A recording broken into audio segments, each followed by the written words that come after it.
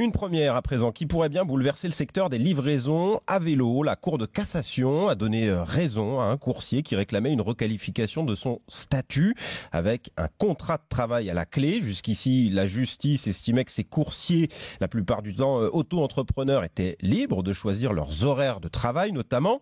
Décision inédite donc qui leur donne des droits mais qui aura aussi de lourdes conséquences pour le président de la Fédération nationale des auto-entrepreneurs, Grégoire Leclerc.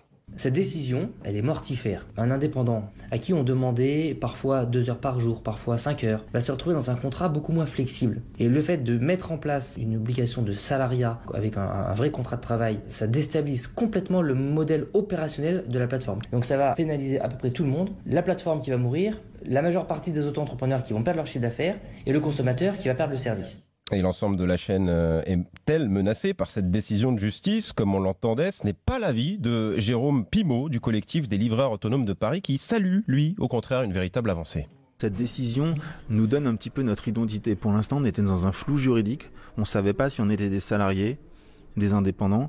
Maintenant, on sait qu'on est des salariés, on sait qu'on a le droit à tout un tas de choses. Donc, il va falloir que toutes les plateformes s'adaptent. Il va falloir que le métier s'adapte. Il va falloir que les livreurs prennent conscience de ce qu'ils sont pour aller chercher maintenant ce qu'ils méritent en fait comme rémunération directe et puis comme rémunération indirecte, c'est-à-dire tous les avantages qu'on devrait avoir en tant que salarié.